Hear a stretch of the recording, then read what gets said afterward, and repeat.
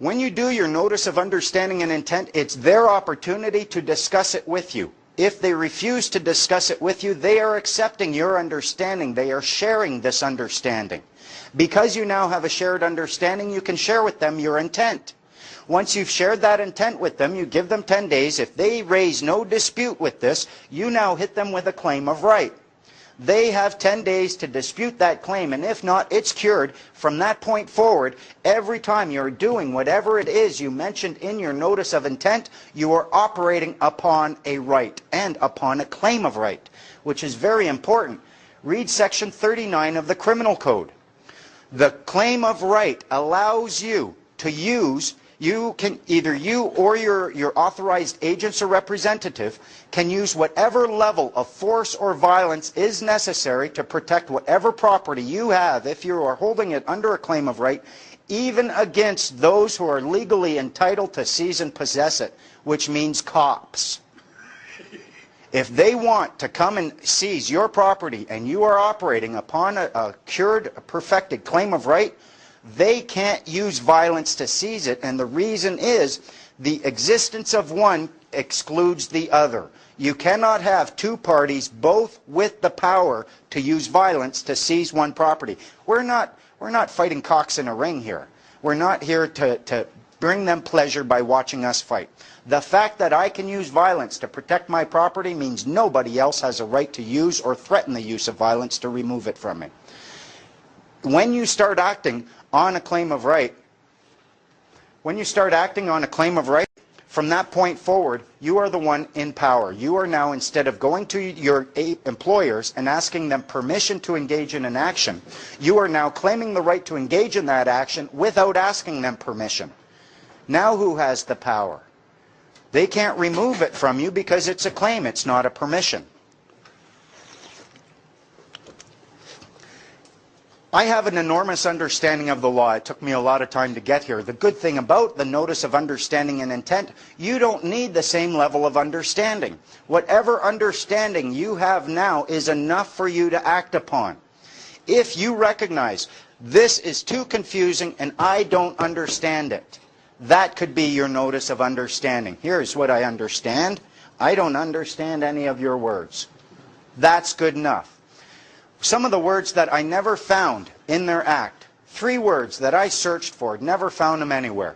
Love, compassion, and truth. Try to find those in any statute, regulation, order, or bylaw. You aren't finding them. If, however, you choose to live your life with love, compassion, and truth as your guiding principles, who are they to claim that this body of words has anything to do with you? They're not. A notice of understanding and intent can be as big or as small as you want to make it. I like to make it big so that there's all these different points on it, and in our packages over here we do have an example of one.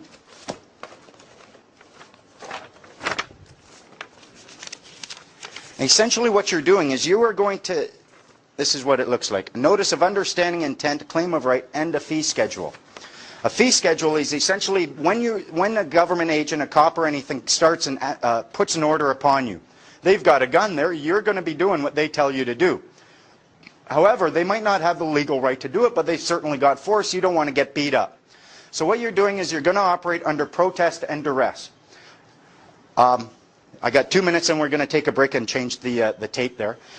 If you are operating under protest and duress, someone comes and says, you clean my floor over here. And you say, show me a contract. No, I've got a gun. Okay, good enough, but that's not a contract.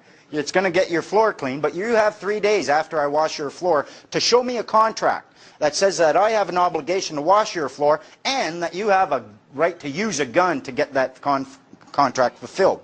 If you don't do that within 3 days, guess who gets to determine the terms of that contract? You. That's what the protest means.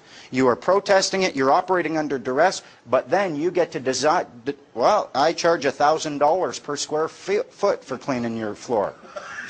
There you go, here's my bill. When you tell them I'm operating under protest and duress, they will say noted. If they refuse to note it, you know that they're scared. And I'm not noting that. Okay, that's fine. But every time I've ever done it, I've done protest and duress. So then I got the cop, number 2191, I got him put on notice because I was operating under protest and duress. I have a record of doing that. And then when he arrested me, I told him and he refused to note it. No, I'm not putting that in. Well, sorry. I've got history as doing this. So when I come up and I wrote up and I said I operated under protest and duress and he wouldn't accept my protest, that cop was in shit. He can't lie like that. Okay. Well, we're moving back on. One of the things, using a notary notice of understanding and intent. If you are going to do this, you need a notary public. The purpose of the notary public is to help you avoid conflict. You can use a lawyer to win conflict. You use a notary public so you can avoid conflict. In the Freeman package, there is directions to a notary public. Now, I've had trouble trying to get notaries to do what I want them to do. I've had a few that tell me, oh, well, although the Act says that they may protest or attest or protest any commercial or other instruments, they try pointing out and saying, oh, the word is may and therefore it's permissive, therefore I don't have to do it.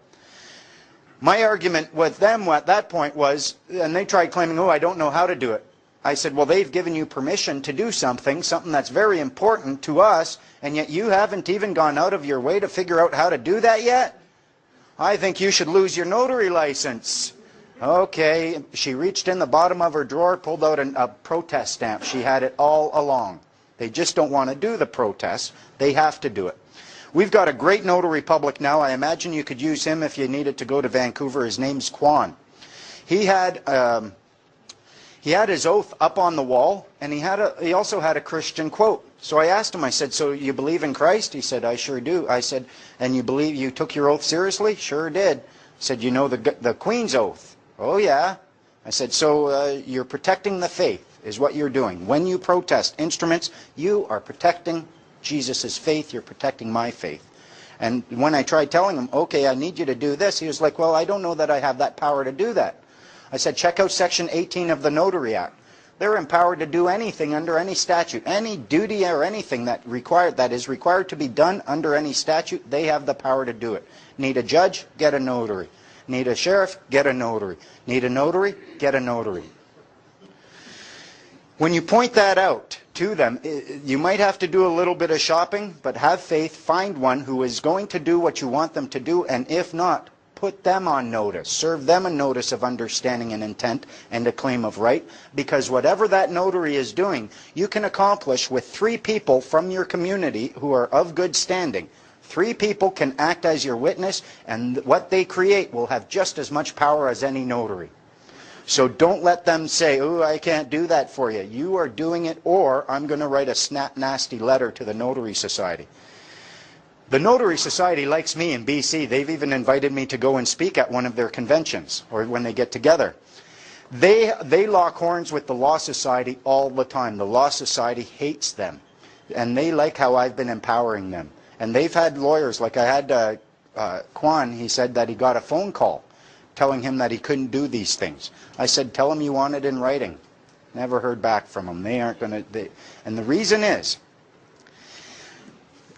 I'm sure many of you have read court rulings from the Supreme Court of Canada. In a free and just society, this might be acceptable, Ask yourself this. What's the name of your society? Do you have one? There's a maximum law that says, if you know not the name of a thing, all knowledge of that thing must perish. If someone tells you, I'm going to my best friend's house, and you say, really? What's your best friend's name? And they go, do they even have a best friend? Believe it or not, any member of a society, every member of a particular society will all do the exact same thing if you ask them the right question. If you ask them, what is the name of your society? Every member of that society will say the exact same thing. Societies have names. In British Columbia, it's the Society of Notary Publics of British Columbia, the Law Society of British Columbia. If you are a member of a society, you will have a card. Your picture will be on it. It will have evidence that you've been paying your dues, and you will be able to tell me the name of your society. Now, if you can't even tell me the name of your society and you know a statute is a legislated rule of a society which has been given the force of law, and you don't have a society, why do these acts have any force of law over you? Believe it or not, all of these statutes, they are a legislated rule of a particular society which had been given the force of law, but that's the law society. All of these rules are the rules for the law society, and you can prove it. Only they can make the statutes, the regulations, or the orders. You are not allowed to pen these. If you go into court, they claim that only they may use these documents or these words, only they can claim complete understanding of these words. Unless you're a member of that society, you cannot understand these words. Why? Because societies have a number of powers. As a society, you can generate and create your own rules, and no one who is not a member of that society is going to have a say in creating those rules.